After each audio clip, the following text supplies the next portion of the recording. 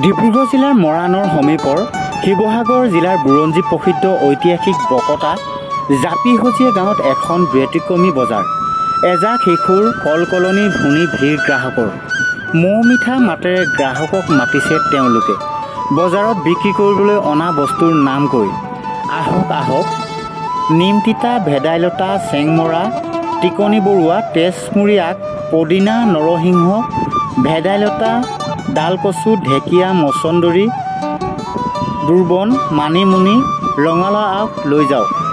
গ্ৰাহকে ভিৰ কৰিছে ঔষধিযুক্ত সামগ্ৰী ক্ৰয় কৰিবলৈ এই ব্যতিক্ৰমী বজাৰখনত। এটি জীৱন ধুনীয়া কৰিবলৈ অভিজ্ঞতাৰ প্ৰয়োজন। অভিজ্ঞতা যিমানেই সুস্থ, সুন্দৰ আৰু পুৰঠ হ'ব, সিমানেই ধুনীয়া হ'ব মানুহৰ জীৱন। সেই কথাত বিশ্বাস কৰা এচামে সমাজপ্ৰেমী মানুহৰ চিন্তাৰে মৰাণৰ সমীপত শিৱসাগৰ জিলাৰ ঐতিহাসিক বকতা মৌজাৰ জাপিহজীয়া গাঁৱত গঢ় লোৱা এটি শিশু অনুষ্ঠান মইনাজ্যোতি মইনামেল প্ৰতিষ্ঠা লগ্নৰে পৰা শিশুসকলৰ জীৱনৰ বাবে প্ৰয়োজনীয় সৰ্বতোমুখী জ্ঞান প্ৰদানৰ বাবে আহুপৰুষাৰ্থ কৰি অহা অনুষ্ঠানটিৰ উদ্যোগত যোৱা 25 মাৰ্চ মঙলবাৰে শিশুসকলক উৎপাদন আৰু বিপণন সম্পৰ্কীয় জ্ঞান প্ৰদানৰ বাবে লোৱা হয় মইনাজ্যোতি মইনামেলৰ বজাৰ শীৰ্ষক কাৰ্যসূচী।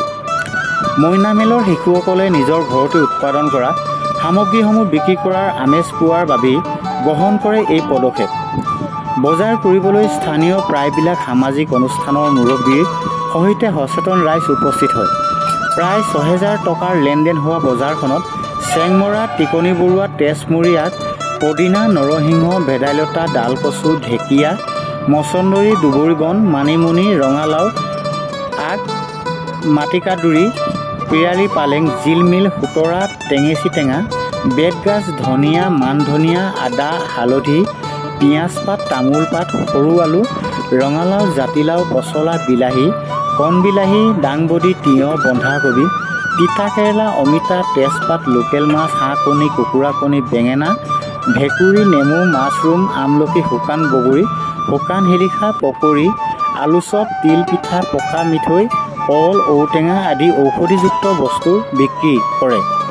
খেতি কৰি বজাৰৰ সৈতে জড়িত থকা ব্যক্তি কমলা মোহনে উদ্বোধন কৰা বজাৰখনৰ সফলতাই মইনামেলৰ অকণিহঁতে সুখ অনুভৱ কৰিছে।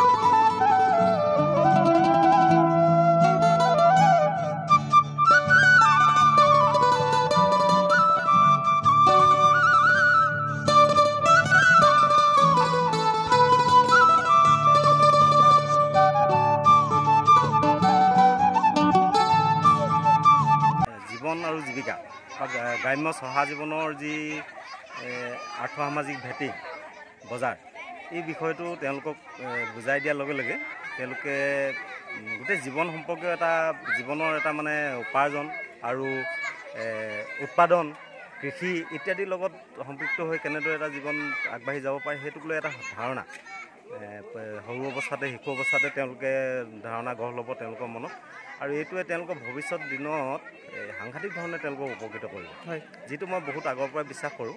আৰু এনেকুৱা ধৰণৰ ব্যতিক্ৰমী প্ৰচেষ্টা লোৱাৰ কাৰণে মই ধন্যবাদ জনাইছোঁ আমাৰ উদ্যোক্তাসকলক। জাপিহজীয়া গাঁৱৰ মইনাজ্যোতি মইনামেলৰ যি সমিতি, তেওঁলোকক ধন্যবাদ জনাইছোঁ, গাঁওবাসীক ধন্যবাদ জনাইছোঁ। আৰু এটা ডাঙৰ কথাটো হ'ল, মই নিজে বিশ্বাস কৰোঁ যে মানে বজাৰলৈ শিশু অৱস্থাৰ পৰা বজাৰৰ লগত যদি তেওঁলোকে জড়িত হৈ থাকে, বজাৰ কৰা বা বজাৰত গৈ উৎপাদনী সামগ্ৰী বিক্ৰী কৰা, এইটোৰ জৰিয়তে তেওঁলোকে ভৱিষ্যতৰ দিনলৈ কেনেদৰে মিতব্যয় হ'ব লাগে, কেনেদৰে এইটো আমাৰ পইচাটো জমা সঞ্চয় কৰা ইত্যাদিক লৈ বহু পৰিমাণে তেওঁলোক সচেতন হৈ যায়। সেইটো কাৰণে সেইটো এটা মানে বজাৰলৈ অহাটো এটা খুব ভাল অভ্যাস বুলি মই ভাবোঁ। আৰু তেওঁলোকে ঘৰৰ পৰা অনা সামগ্ৰী, ঘৰত উৎপাদন কৰা সামগ্ৰী বিক্ৰী কৰাৰ জৰিয়তে তাৰ যিটো পইচা তেওঁলোকে হাতত লৈছে আৰু এইটোৰ জৰিয়তে পাছলৈ তেওঁলোকে কিন্তু অনাহকত খৰচ কৰাৰ যিটো মানুহৰ এনেই প্ৰৱণতা সেইটো একেবাৰে নাইকিয়া হ'ব বুলি মই 100% আজি সঁচাকৈ মইনাজ্যোতি মইনা মেলৰ আমাৰ শিশুসকলৰ মাজত যি বজাৰ বেচা কিনাৰ যিটো ব্যৱস্থা এইটো ভাল লাগিল। মই প্ৰায়ে বজাৰ কৰিলোঁ 10 টকা বোলে 100 টকা পইচা দিলে 10 টকা ল'লে কিমান ঘূৰাই দিব লাগিব এই কথাখিনিও ল'ৰাবিলাকে জানিছে আৰু কি বিকিব লাগিব, কেনেধৰণে আগবঢ়াই দিব লাগিব এই কথাখিনি সঁচাকৈ ভাল লাগিছে। আমাৰ এইটো এটা যিহেতু আমি চহা গাঁৱৰ মানুহ নহয় জানো, গাঁৱৰ মানুহে বজাৰখনৰ কথা জানিবই লাগিব। এনেই মাত্ৰ মুখেৰে কৈ থাকিলে নহ'ব যে আমাৰ পথাৰ আমাৰ বজাৰ এই কথাবিলাক মুখেৰে কৈ থাকিব নহ'ব, প্ৰেক্টিকেলি কৰি দেখাব লাগিব। খুব ভাল হৈছে আমাৰ ল'ৰা ছোৱালীখিনি আজি এই দিনটোত যিখন বজাৰ পদ্ধতিৰ ব্যৱস্থা শিকিছে ভাল হৈছে। ভৱিষ্যতলৈ আৰু ভাল হ'ব বুলি মই আশা কৰিছোঁ। আৰু এই জাপিসেজীয়া গাঁৱৰ যি ব্যক্তিক্ৰমী চিন্তা সদায় থাকক, আগবাঢ়ি গৈ থাকক। ধন্যবাদ। মইনাজ্যোতি মইনা মেলৰ যিটো উদ্যোগ সেই উদ্যোগৰ লগত এটা বিশেষ উদ্দেশ্য জড়িত হৈ আছে, সেয়া হৈছে ছাত্ৰ ছাত্ৰীসকলৰ উৎপাদন আৰু বিপণনৰ যিটো চিন্তা, যিটো দেশৰ অৰ্থনীতিৰ কাৰণে খুবেই জৰুৰী, সেই কথাখিনি তেওঁলোকৰ মনলৈ বা মগজুলৈ লৈ যোৱা। গতিকে এই ক্ষেত্ৰত আপোনাৰ এই অনুষ্ঠানটোৱে সফল হৈছে যেন আপোনাৰ লাগিছেনে? স্বাভাৱিকতে সফল হৈছে বুলি মই ভাবিছোঁ। মই প্ৰতিজনকে সুধিছোঁ যে বস্তুখিনি ক'ৰ পৰা আনিছা, তেওঁলোকে কৈছে ঘৰৰ পৰাই আনিছোঁ। কিন্তু এটা কথা আমি শিকাব লাগিব যে অহাবাৰ এই বজাৰত তেওঁলোকে নিজে ৰোৱা শাকনি বাৰীখনৰ পৰা যাতে শাক পাচলি আনি ইয়াতে বিকিব পাৰে বা নিজে বিচাৰি অনা ঢেকীয়াকেইডাল নিজে বিচাৰি, ইয়াতে প্ৰায় ঢেকীয়া বা অন্যান্য যিখিনি সেউজীয়া শাক পাচলিখিনি প্ৰায়ে আমাৰ শিশুসকলে নিজে ছিঙি আনিছে। তথাপিতো মই ভাবোঁ অহাবাৰ নিজৰ এখন বাগিচা কৰিবলৈ শিকাব লাগে, যিখন বাগিচাৰ পৰা তেওঁলোকে এই শাক পাচলিখিনি যিখিনি উৎপাদন হ'ব সেইখিনি ৰাইজৰ মাজত বিক্ৰী কৰি তেওঁলোকে যিটো মানে টকা ক্ৰয় কৰিব বা পাব, যিটো সঁচাকৈ বস্তু এটা নিজে ৰুই লগাৰ পিছত বিক্ৰী কৰি যিটো মনত এটা আনন্দ লাগে সেই আনন্দটো পাবলৈ সক্ষম হ'ব। আৰু সেইখিনিৰ যোগেদি আমি ভাবোঁ দেশৰ অৰ্থনীতিটো যথাযথ উন্নতি হ'ব। সহায় কৰিব। আপুনি কি কিনিলে আজি? মই সঁচা কথা ক'বলৈ গ'লে বহুখিনি বস্তুৱেই কিনিলোঁ। আমাৰ খুতৰা কিনিলোঁ, অমিতা এটা কিনিছোঁ, বিলাহী, গাজৰ আৰু এইখিনিতে এজনে বীজ জলকীয়া পুলি উলিয়াইছিলে তাকো লৈছোঁ, জলকীয়া মানে আমাৰ বেঙেনা ল'লোঁ, ঢেকীয়া ল'লোঁ, পদিনা লৈছোঁ, তাৰমানে প্ৰায়খিনি বস্তুৱে লৈছোঁ আৰু আটাইখিনি বস্তুৱে ঘৰুৱা আৰু সাৰ নিদিয়া। ভাল লাগিল, খুবেই ভাল লাগিল যে যিটো আমি